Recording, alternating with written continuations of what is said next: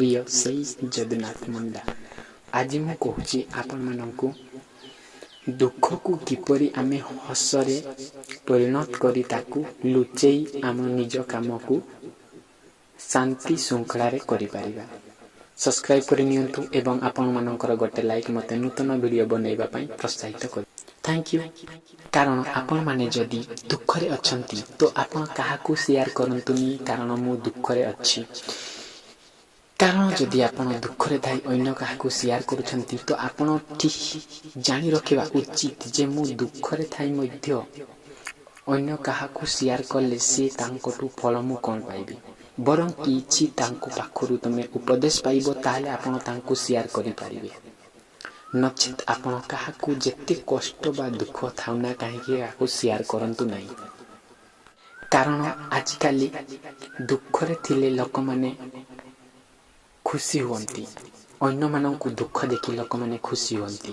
तेणु आपण माने लाइफ रे सक्सेसफुल हेबा पई चाहुचंती तो आपण को कष्ट लागुथिबो, तथापि आपण से कष्ट को साइति रखी आपण कर्म करि चालंतु एवं धीरे धीरे आपणकर जो दुख बा कष्ट अछि ताकू धीरे धीरे हैंडल करंतु बा धीरे धीरे तांकू समस्या को सॉल्व करबा पई चेष्टा करंतु एवं देखिबे आगो को आपण को निश्चय सुख मिलिबो।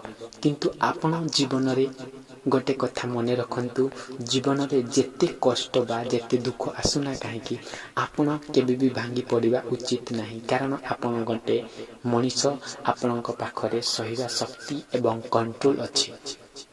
सबु बेले आपण जदि बा दुख रे थिले मध्य लोक मानक सहित एमिति कथा हियंतु जे आपणक पाखरे दुख नाही, खुशी रे कथा हुंतु।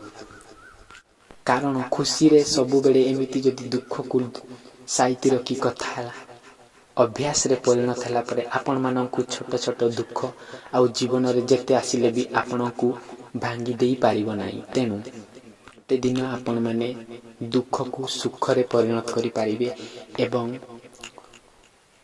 तेनु करी आपण माने एई सब विषय रे जानिबा बहुत ही दरकार। जीवन रे अनेक असुविधा आसी थाए, से असुविधा गुडी को आपण कोनोसी असुविधा हेले भी आपण ताकू धीरे धीरे काम रे व्यवहार करंतु बा धीरे धीरे करि चालंतु।